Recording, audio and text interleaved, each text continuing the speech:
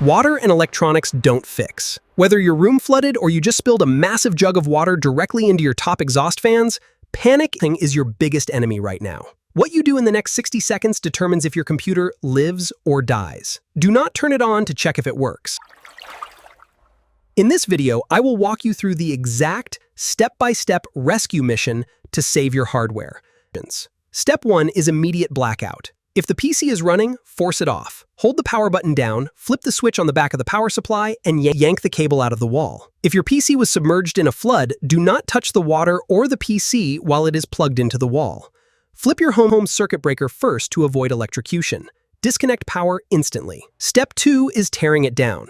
You cannot dry a fully assembled PC. Water gets trapped under heat sinks and inside slots. Open the case and remove the graphics card, the RAM, and storage drives. Take off the CPU cooler if you can. Your goal is to separate every single component so air can reach the hidden crevices. Remove GPU and RAM. Disconnect all power cables from components. Evaluate the water type towel. Step 3 is decontamination. If it was clean tap water, you can skip to drying. But if it was dirty flood water, soda, or coffee, the residue will corrode your parts even after they dry. You need 90% or higher isopropyl alcohol. It displaces water, dissolves impurities, and evaporates almost instantly. Gently clean the muddy or sticky areas with a soft bristled brush dipped in alcohol.